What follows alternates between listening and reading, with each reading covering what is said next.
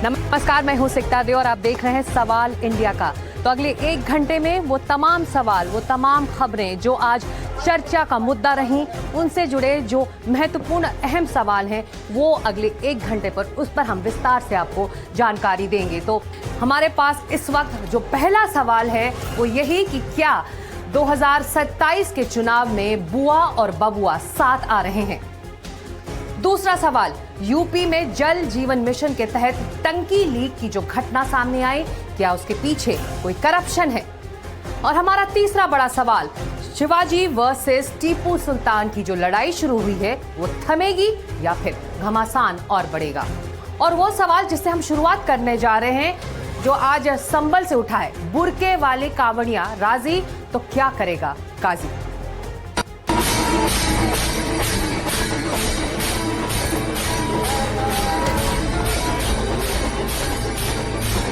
शरीयत अपने मानने वालों को, इस्लाम के अनुयायियों को इस बात की इजाज़त नहीं देती कि वो किसी दूसरे धर्म के धार्मिक कार्यक्रमों में हिस्सा लें।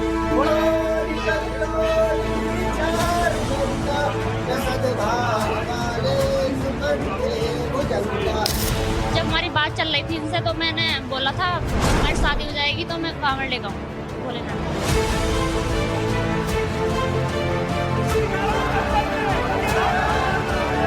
उन्होंने शरीयत के उसूलों का उल्लंघन किया, इसलिए उन पर हुक्म आयद होता है शरीयत का कि वो तौबा करें, इस्तग़फ़ार करें और कलमा पढ़ें।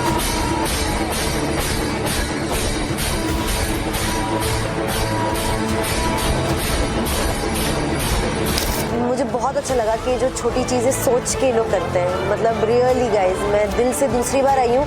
मेरा मन करता है बस अब आती रहूँ हर साल। और जय महाकाल।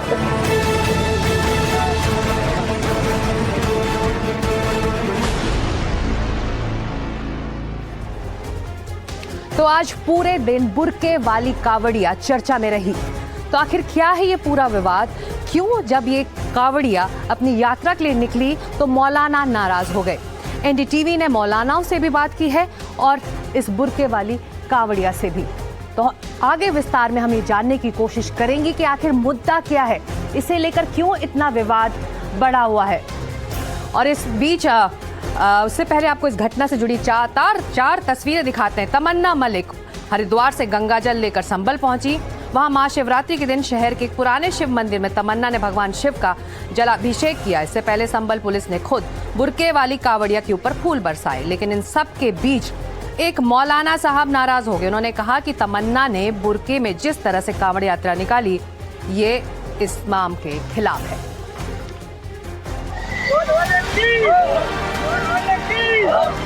संभल इस बार अलग वजह से चर्चा में है।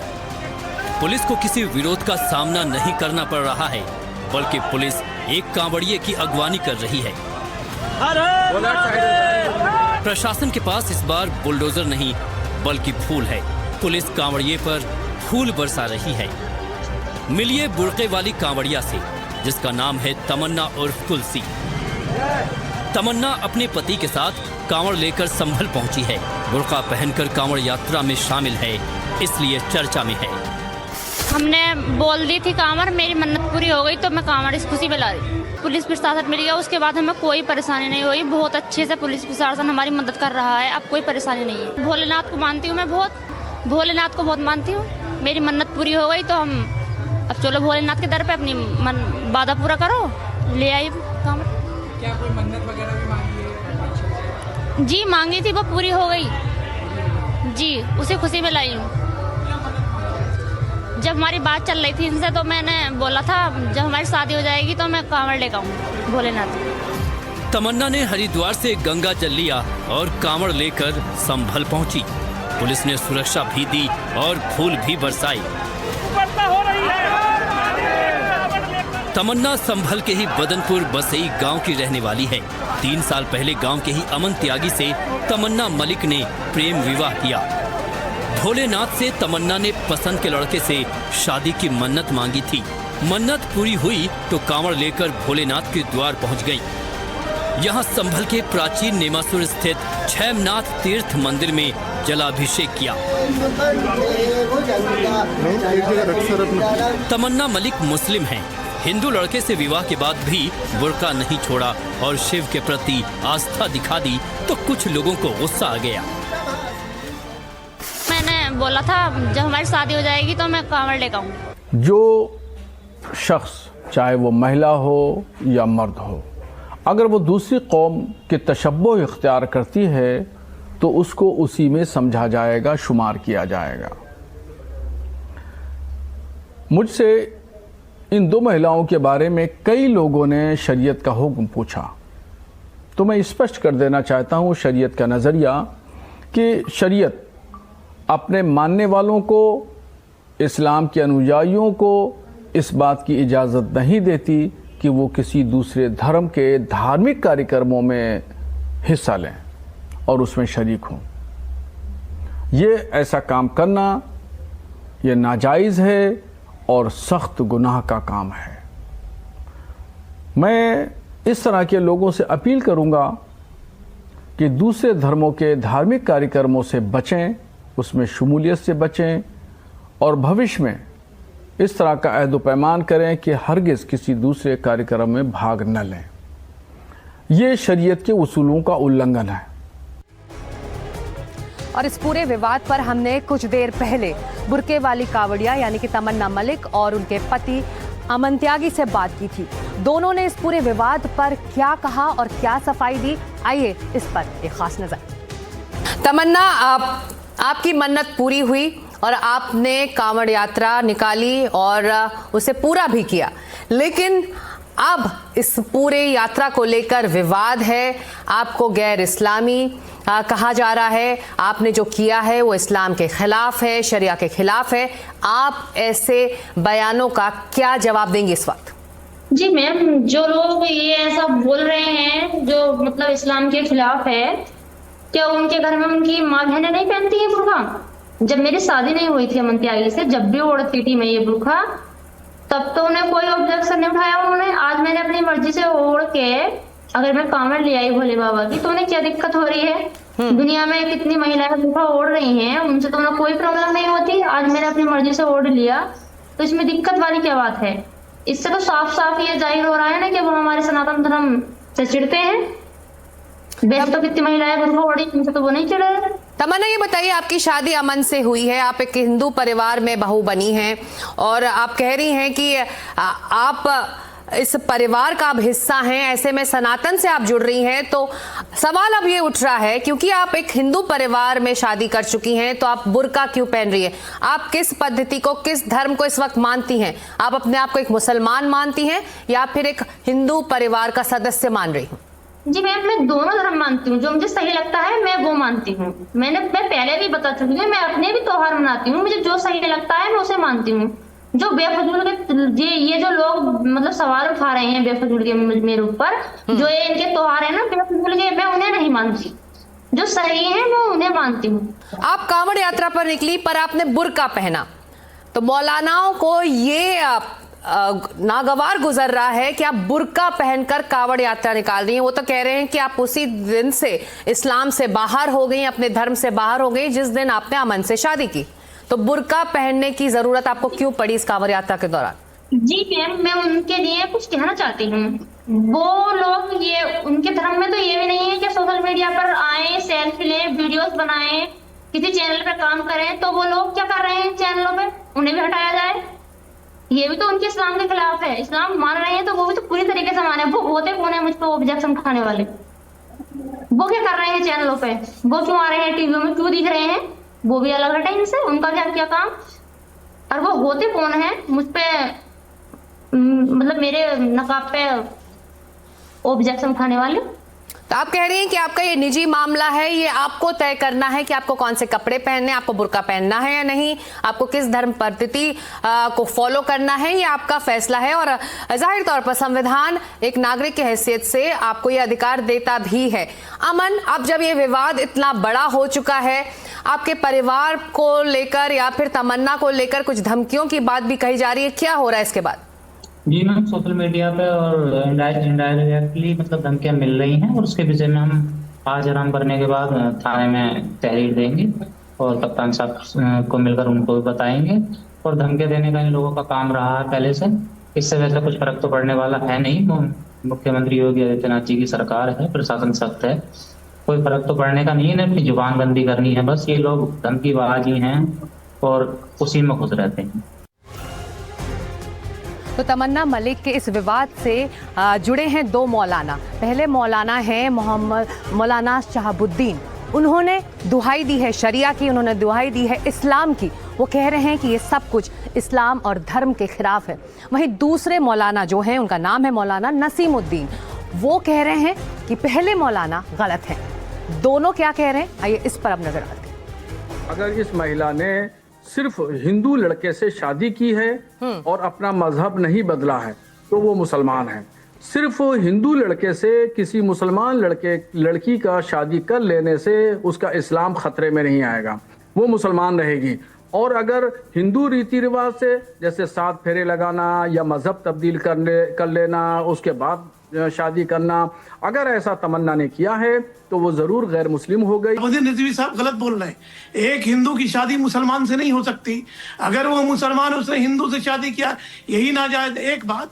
दूसरी बात, अब आपको बड़ी अहम बता रहा हूँ। कल तक बुरखे के खिलाफ बोलने वाले पैगंबर इस्लाम के वंशज को बता रहे थे कि बुरखा नहीं पहनना है। आज ये बुरखा को प्रमोट कर रहे हैं, बीजेपी के लोग बुरखा को प्रमोट कर रहे हैं। और इस बीच एक बड़ी खबर आ रही है। बिहार के डिप्टी सीएम विजय कुमार सिन्हा का एक बड़ा बयान आया है। बिहार में अब खुले में मास्क की बिक्री नहीं होगी। साथ ही जिनके पास लाइसेंस होगा अब वो सिर्फ वही मास्क बेच पाएंगे। विजय सिन्हा ने कहा है कि सभी नियमों का पालन करना होगा, वरना सरकार कड़ी कार्रवाई करेगी। कोई भी ओपन सड़क पर मांस नहीं बेचेगा, किसी के भावना को आहत नहीं करेगा। नियम के अनुकूल जिसको लाइसेंस मिला है उसका उल्लंघन करने वाले पर सख्त कार्रवाई होगी। राजस्व, भूमि सुधार विभाग, नगर विकास और खनन विभाग के बजट भाषण पर हमने साफ निर्देशित किया है कि नई सरकार की नई पहल है, हर बिहारी के समस्या का समाधान हो। वैसे आज के दिन एक और बयान चर्चा में रहा, वो है बीजेपी नेता नवनीत राणा का। नवनीत राणा क्या कह रही है? नवनीत ने कहा कि पश्चिम बंगाल में ममता बनर्जी से बगावत कर चुके हुमायूं कबीर जो बाबरी मस्जिद बनाने का दावा कर रहे हैं, उन पर उन्होंने सवाल उठाए। उन्होंने कहा कि हुमायूं कबीर के खिलाफ उन्होंने बयान दिया, कहा है कि पश्चिम बंगाल में इन दिनों बाबरी मस्जिद जो बना रहे हैं वो ममता बनर्जी बगावत कर चुके हैं और उनके खिलाफ जो बयान दिया गया है, आइए उसको सुन लेते। नवनीत राणा क्या कह रही है हुमायूं कबीर? हमारे महाराज जी कहते हैं संतों की माला के साथ हाथों में बाला भी होना बहुत जरूरी है। और मैं महाराष्ट्र की बेटी हूं तो मैं बाला के साथ तलवार भी लेकर मैदान में उतरी हूं। जो कहते हैं कि बाबरी बनाएंगे वेस्ट बंगाल में, ये याद रखना कि तुम्हारी कब्र के लिए तुम्हें हिंदुस्तान में जगह भी नहीं मिलेगी। सिर्फ तुम शुरुआत करो, हम जैसे सनातनीय वो बंगाल में आके खड़े होकर आपको हिंदुस्तान की ताकत क्या है वो जरूर दिखाएंगे। वैसे उत्तर प्रदेश के चुनाव में अब समीकरण धीरे धीरे बदल रहे हैं। हम ऐसा क्यों कह रहे हैं इस बारे में आपको बताएंगे, लेकिन पहले आपको एक तस्वीर दिखाते हैं। इस तस्वीर जो 7 साल पुरानी है, साल 2019 के लोकसभा चुनाव के वक्त जब समाजवादी पार्टी और बीएसपी के बीच गठबंधन हुआ था, तब अखिलेश यादव मायावती के घर उनसे मिलने पहुंच गए। सवाल यह था कि इस तस्वीर का जिक्र अब क्यों हो रहा है। इसके पीछे वजह यह है, शायद इस तरह की तस्वीर फिर देखने को मिल सकती है। अखिलेश यादव ने एक बयान दिया है जिसके बाद ये चर्चा हो रही है कि क्या बुआ और बबुआ यानी कि अखिलेश यादव और मायावती साथ आ जाएंगे। पहले अखिलेश यादव का वो बयान आपको सुनाते हैं। बहुजन समाज और समाजवादी पार्टी का ये रिश्ता गहरा होता जा रहा है और गहरा होगा इसके बाद। कभी बाबा साहब भीमराव अम्बेडकर जी ने और डॉक्टर राम मनोहर लोहिया जी ने मिलकर के कोशिश की थी कि साथ आकर के देश को दिशा देने का काम करें। परिस्थिति और समय और राजनीति ने उन्हें समय नहीं दिया। लेकिन उसके बाद लगातार कोशिश होती रही है। गठबंधन बने, दूर हुए, गठबंधन बने, फिर दूर हुए। लेकिन हमें उम्मीद है कि इस समय, आने वाले समय में पीडीए और हम सब लोग मिलकर के उस लड़ाई को और मजबूत बनाने का काम करेंगे।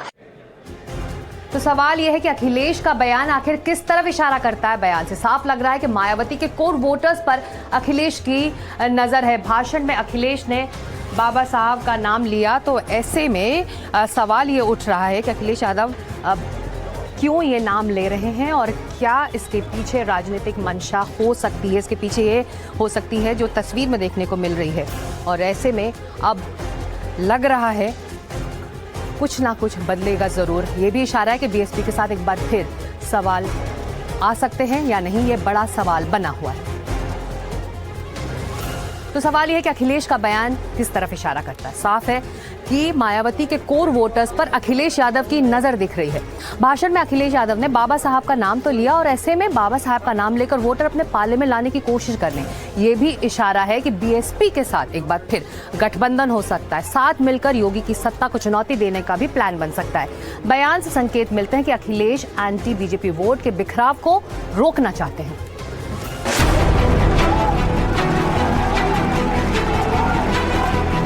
एक साल बाद यानी 2027 में उत्तर प्रदेश के विधानसभा चुनाव से पहले अखिलेश यादव ने वो दांव चल दिया है जिसकी अभी तो बिल्कुल ही उम्मीद नहीं थी। अखिलेश का ये वो दांव है जिसने बीजेपी के अंदर थोड़ी बहुत हलचल जरूर पैदा कर दी है। दांव ये कि अखिलेश ने साफ कह दिया कि बहुजन समाज और समाजवादी पार्टी का रिश्ता गहरा होता जा रहा है और आगे ये रिश्ता और गहरा होगा। बहुजन समाज और समाजवादी पार्टी का ये रिश्ता गहरा होता जा रहा है और गहरा होगा इसके बाद। चुनावी बिसात पर अपनी पकड़ मजबूत करने की कोशिश में जुटे अखिलेश यादव ने 15 फरवरी को कांग्रेस को एक बड़ा झटका दे दिया और पार्टी के कद्दावर नेता नसीमुद्दीन सिद्दीकी को अपने पाले में कर लिया। लखनऊ में समाजवादी पार्टी के मुख्यालय पर अखिलेश यादव की मौजूदगी में सिद्दीकी ने अपने समर्थकों के साथ एसपी का दामन थामा। नसीमुद्दीन सिद्दीकी वही नेता हैं जो एक समय में मायावती के सबसे भरोसेमंद और करीबी सिपहसालारों में से एक माने जाते थे। कहा जाता है कि मायावती की पार्टी में उन्हें नंबर 2 की हैसियत हासिल थी। सिद्दीकी को अपनी पार्टी में ज्वाइनिंग कराने के मौके पर अखिलेश यादव बोल रहे थे और इसी दौरान उन्होंने बहुजन समाज को लेकर ये बातें कही थी।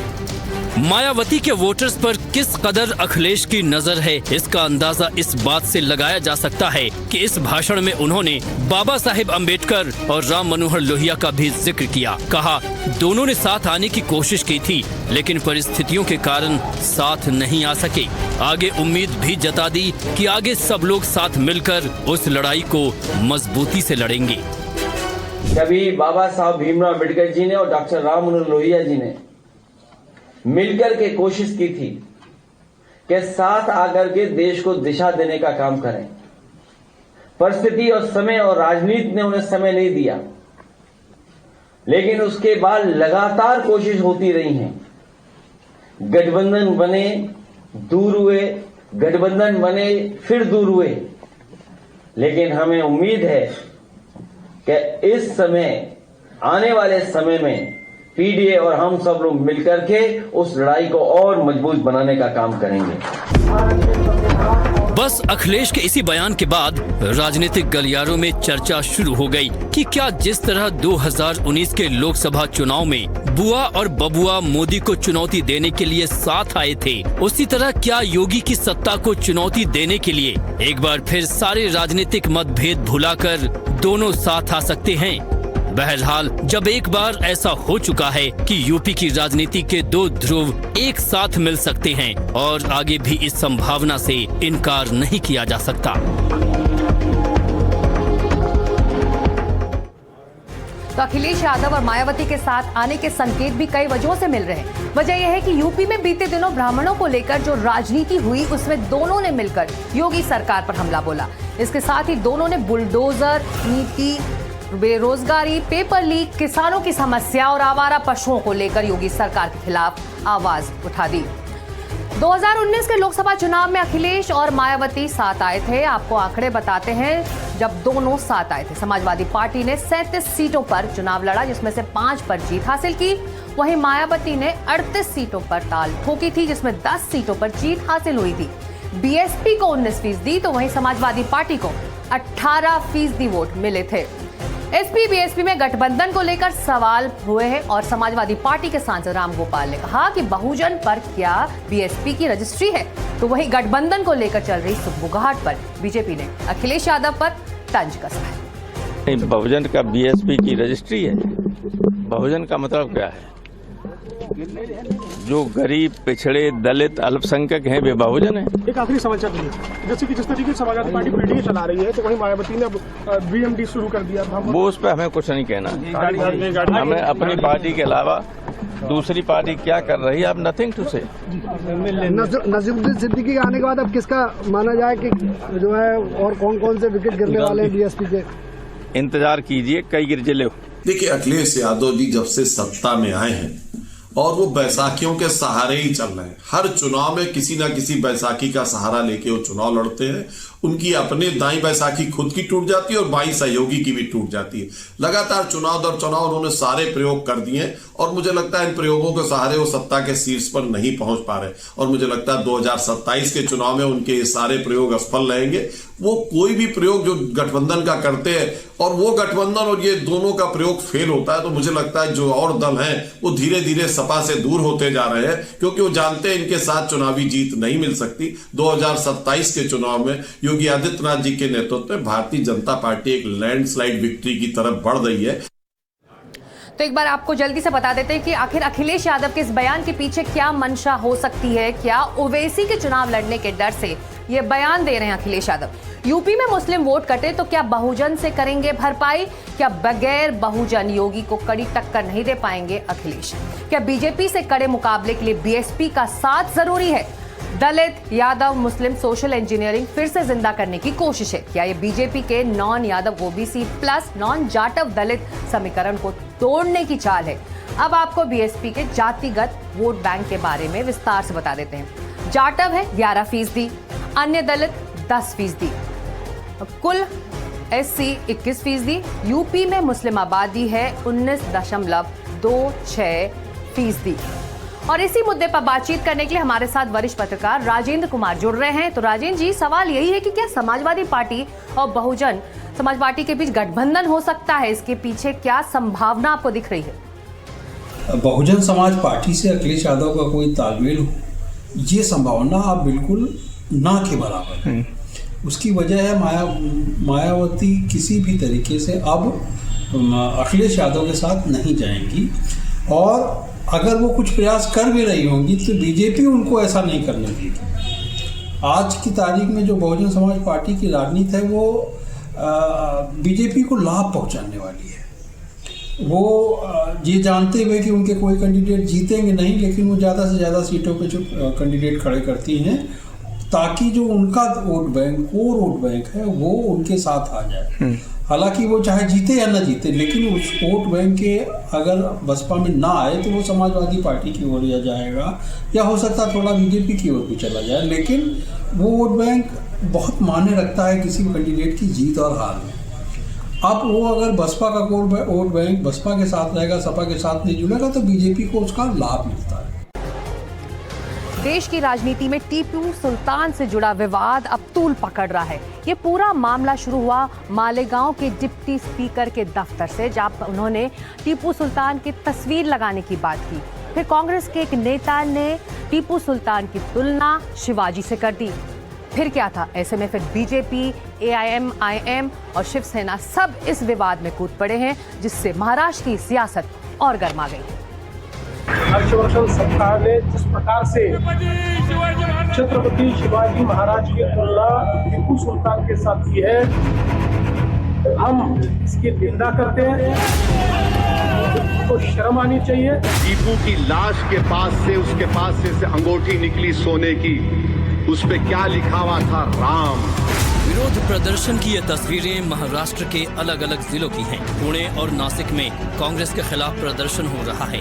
बीजेपी कार्यकर्ता हर्षवर्धन सबकाल का पुतला जला रहे हैं। कांग्रेस के दफ्तर के बाहर विरोध प्रदर्शन किया जा रहा है और हर्षवर्धन सबकाल का इस्तीफा मांगा जा रहा है। यही हाल नागपुर और लातूर का भी है। बीजेपी यहां सड़कों पर उतरकर विरोध प्रदर्शन कर रही है। हर्षवर्धन सबकाल महाराष्ट्र कांग्रेस के अध्यक्ष हैं और उनके बयान के बाद चौतरफा विरोध की ज्वाला भड़क उठी है। पुणे में तो कांग्रेस और बीजेपी के कार्यकर्ता ही आपस में भिड़ गए। दोनों के बीच पत्थरबाजी भी हुई। दरअसल हर्षवर्धन सबकाल के बयान के खिलाफ ही यहाँ आंदोलन चल रहा था। सिर्फ महाराष्ट्र ही नहीं बल्कि यूपी तक सबकाल के विरोध की आवाज पहुँच चुकी है। डिप्टी सीएम केशव मौर्य ने कहा कि टीपू सुल्तान पर इस प्रकार की सोच का भारत की धरती पर स्थान नहीं है। सोच को भारत की धरती पर कोई स्थान नहीं है। जो इस प्रकार की मानसिकता से ग्रस्त हैं उनका इलाज जनता ही करती है, चुनाव में करती है। और इस सब के पीछे कांग्रेस होती है, एमआईएम होती है और जो हिंदू विरोधी राजनीति, भारत विरोधी राजनीति करने वाले हैं ऐसे दल होते हैं। दरअसल इस विवाद की शुरुआत 13 फरवरी को हुई जब मालेगांव नगर निगम की नई नवेली उप महापौर शान हिंद निहाल अहमद ने अपने दफ्तर में टीपू सुल्तान की तस्वीर लगा दी, जिसका शिवसेना और बाकी विपक्ष ने विरोध किया। हालांकि निहाल का कहना है कि उन्होंने कुछ भी गलत नहीं किया। इसको कुछ एतराज नहीं है क्योंकि टीपू सुल्तान जो हैं वो हिंदुस्तान के फ्रीडम फाइटर है, ये सब ने माना। यहाँ तक कि उनकी तारीफ सिर्फ हिंदुस्तान ने नहीं ब्रिटेन ने भी की है। जिस वक्त वो ईस्ट इंडिया कंपनी से लड़ा करते थे, मैंने उस दिन भी इंटरव्यू में कहा, अभी तो ये फ़ोटो लगा हुआ है, जब रिपेयरिंग का काम होगा तो फ़ोटो में कोई टूट फूट ना हो इसलिए हटाया जा सकता है, लेकिन उसके बाद हम जो है हमारी विचारधारा के हिसाब से लगाएंगे। दिलचस्प ये है कि टीपू की तस्वीर पर शिवसेना और बीजेपी हमलावर हुई, जबकि ओवैसी ने खुद बीजेपी को ही घेर लिया। हर्षवर्धन सबकाल ने जिस प्रकार से छत्रपति शिवाजी महाराज की तुलना टीपू सुल्तान के साथ की है, हम इसकी निंदा करते हैं। उनको शर्म आनी चाहिए। इस प्रकार की बात अगर कांग्रेस पार्टी कहती है तो वोटों के लालच में ये कितने भी जूते चाटे महाराष्ट्र और देश इसको सहन नहीं करेगा। अंग्रेजों से लड़कर टीपू की शहादत हुई। जेल में बैठकर टीपू तुम्हारे वीर की तरह 6 लव लेटर नहीं लिखा अंग्रेजों को मैं माफ कर दो, तुम जो बोले मैं करता हूं। टीपू तलवार लेकर अपने मुल्क को अंग्रेजों से आजाद कराने के लिए शहीद हो गया। और अंग्रेजों को टीपू से इतना डर था कि 1.5 घंटे तक टीपू की लाश पड़ी रही। अंग्रेजों की फौज के घेरे में टीपू की लाश है, मगर डर रहे थे कि अगर शेर उड़ गया तो क्या होगा। जब जाकर देखे तो टीपू का जिस्म गर्म था। क्या यह बात सच नहीं है देवेंद्र फडणवीस साहब कि टीपू की लाश के पास से, उसके पास से अंगूठी निकली सोने की, उस पे क्या लिखा हुआ था? राम। अब विवाद बढ़ा तो हर्षवर्धन सबकाल सदमे में हैं। एक और उन्होंने कहा कि टीपू सुल्तान की फोटो सारे सरकारी दफ्तरों में लगनी चाहिए, तो दूसरी ओर अब कह रहे हैं कि मैंने जो बयान नहीं दिया, बीजेपी उसे मेरे नाम से थोपने की कोशिश कर रही है। छत्रपति शिवाजी महाराज का शौर्य जिस तरह का है और स्वराज्य नाम का उन्होंने जो एक विचार दिया है, ठीक उनकी ही परंपरा में उनके काफी समय बाद उनका आदर्श लेकर टीपू सुल्तान ने अंग्रेजों के खिलाफ लड़ाई छेड़ी थी। उस दृष्टि से टीपू सुल्तान शौर्य दिखाने वाले एक महान योद्धा और भारत के सपूत रहे हैं। उन्होंने कभी भी किसी जहरीले या सांप्रदायिक विचारों को अपने करीब नहीं आने दिया। शौर्य के प्रतीक के रूप में हम टीपू सुल्तान को शिवाजी महाराज के समकक्ष देखते हैं। केलं नाही तर एक शौर्याचं लक्षण म्हणून वो मुझे डराने की धमकाने का प्रयास कर रहे हैं ताकि मैं भारतीय जनता पार्टी के खिलाफ बोलूं नहीं। और दूसरा जो है, मैं कुछ पूंजीपति के खिलाफ में और सरकार के खिलाफ में मैंने बोलना बंद करना चाहिए। ये उसके पीछे की उनकी मंशा है। जो फोटो जो है वो साथ लगना चाहिए।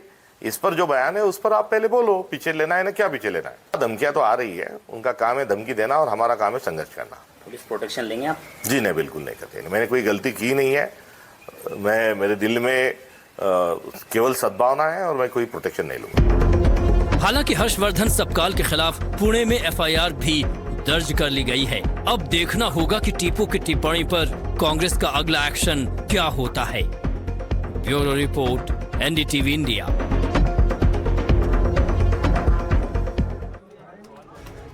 और खबर उत्तर प्रदेश की, जहां पर जल जीवन मिशन में भ्रष्टाचार का मामला सामने आया है।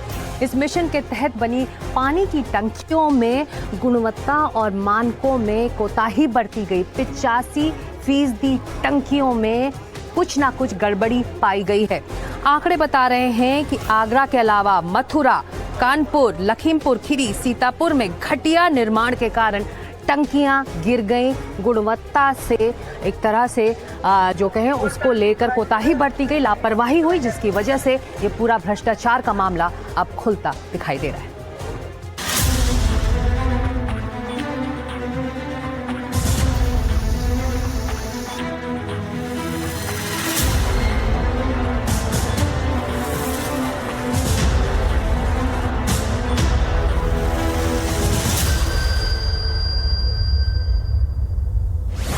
माननीय प्रधानमंत्री नरेंद्र मोदी जी की महत्वाकांक्षी योजना जल जीवन मिशन के तहत हर घर नल योजना, घर घर जल पहुंचाने के लिए बनाई गई टंकी बीचों बीच फट चुकी है। महोबा में जल जीवन मिशन की कलई खोलती ये तस्वीरें वाकई आपको हैरान कर देंगी। देखिए कैसे नई बनी टंकी भ्रष्टाचार की पोल खोलने लगी। हाल ही में हुए इस टंकी के निर्माण पर जमकर घोटाला किया गया, जिसका वीडियो तेजी से वायरल हो रहा है। महोबा जिले के जैतपुर ब्लॉक के नगारा डांग गांव में इस टंकी का निर्माण किया गया है, जिसमें घटिया निर्माण सामग्री के उपयोग के कारण टंकी की दीवारों से पानी का रिसाव होने लगा और वो फटने की कगार पर पहुंच गई। जबकि इसे बने अभी 1 साल भी नहीं हुआ और उद्घाटन से पहले ही टंकी ने दम तोड़ना शुरू कर दिया।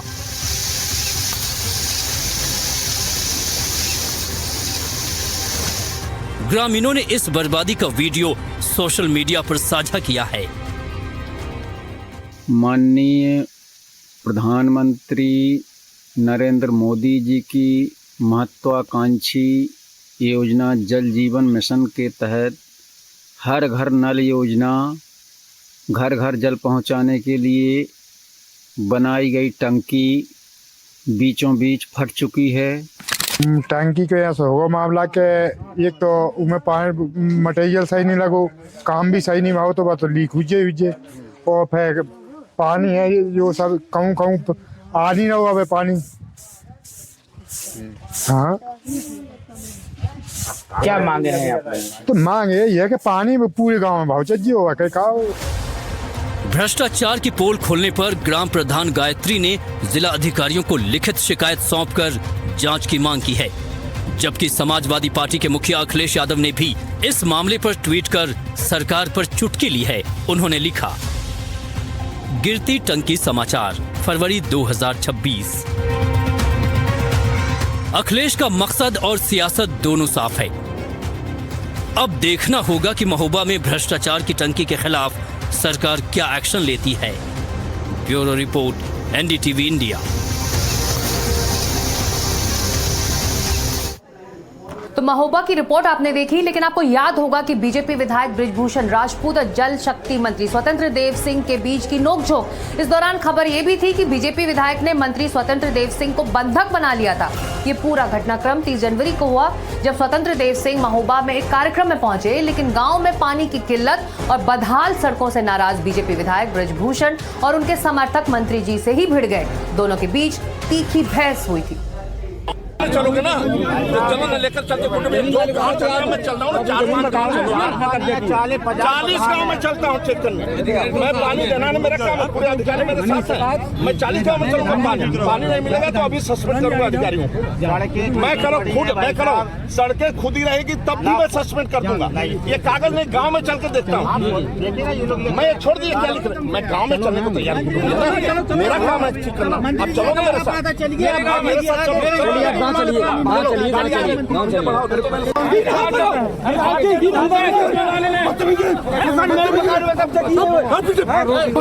मकानों में कब्जा किए हमारे मकान में कब्जा किए जमीन पे कब्जा हमारे जमीनों में कब्जा हमारे मकानों में कब्जा घरों में हमारा भाई आशीष महाराज आप देख रहे ऐसे कर रहे हो तुम बता मुक्ति ना करे नहीं कर रहा भाई बच्चा मुक्ति नहीं कर रहा भाई क्यों आके दिखा रहे हो तुम खा जाओ बेटा आराम से कौन आके दिखा रहा है विधायक जी जनता की आवाज है आप चलो विधायक हमारा शेर है विधायक हमारा शेर है। और अब ये दूसरी तस्वीर देखिए, ताजनगरी आगरा से आई है, जहां 5 सेकंड में टंकी धराशायी हो जाती है। हालांकि टंकी खुद से नहीं गिरी, बल्कि बीती 26 जनवरी को जल विभाग ने इस पुरानी और जर्जर हालत को देखते हुए इसे गिरा दिया था, जिससे पूरे इलाके में कई दिनों तक पानी का संकट बन गया।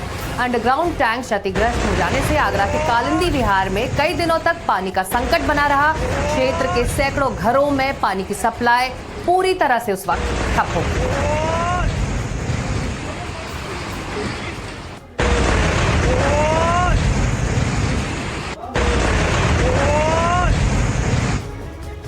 और उत्तर प्रदेश के आंकड़े बताते हैं कि यहां जल जीवन मिशन के तहत बनी 85% टंकियों में गड़बड़ी है।